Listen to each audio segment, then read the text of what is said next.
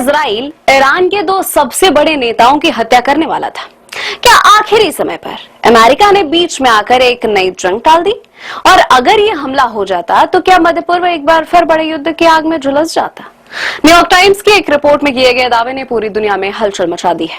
Report के मुताबिक इस साल जब अमेरिका और ईरान के बीच अप्रत्यक्ष शांति वार्ता चल रही थी, तब इजराइल की कथित टारगेट लिस्ट में ईरान के दो बड़े नेता शामिल थे। पहला था नाम ईरानी विदेश मंत्री अब्बास अरागची और दूसरा संसद अध्यक्ष मोहम्मद बागेर गालिबाफ। यही दोनों नेता अमेरिका के साथ बातचीत में ईरान की ओर से सबसे अहम भूमिका निभा रहे थे। अमेरिका को डर था कि अगर बातचीत के दौरान इन दोनों पर हमला हुआ तो शांति वार्ता पूरी तरह से टूट जाएगी और ईरान इजराइल के बीच फिर से युद्ध भड़क सकता है। इस वजह से वाशिंगटन ने कथित तौर पर अपने क्षेत्रीय सहयोगियों के जरिए ईरान को संभावित खतरे की जानकारी भी पहुंचाई और इजराइल से ऐसे किसी भी कदम से बचने को कहा।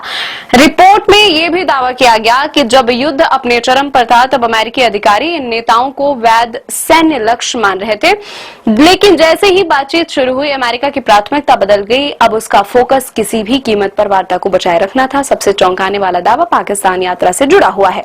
रिपोर्ट के अनुसार अप्रैल में गालिबाफ इस्लामाबाद गए हुए थे। ईरान को आकांक्षा थी कि इसी यात्रा के दौरान इजराइल हमला कर सकता है, इसलिए पाकिस्तानी लड़ाकू विमानों में ईरानी प्रतिनिधिमंडल के विमान को एस्कॉर्ट किया।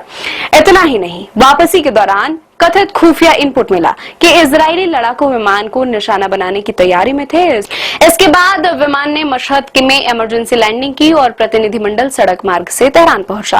अब अमेरिका और ईरान के बीच बातचीत का अगला दौर 9 जुलाई के बाद होने की उम्मीद है। हालांकि दोनों देशों के बीच परमाणु समझौते समेत कई मुद्दों पर अब भी सहमति नहीं बन सकी है। अगर न्यूयॉर्क टाइम्स की रिपोर्ट में यह साबित होता है तो यह सिर्फ एक हत्या की साजिश नहीं बल्कि उस घटना की कहानी है जिसने शायद मध्य पूर्व को एक बड़े युद्ध से बचा लिया। इस पूरे घटनाक्रम पर आप क्या राय रखते हैं? क्या अमेरिका ने शांति बचाई या सिर्फ अपने हितों की रक्षा की? अपनी राय कमेंट करके जरूर बताएं। वीडियो पसंद आए तो लाइक करें, शेयर करें और चैनल को सब्सक्राइब करें।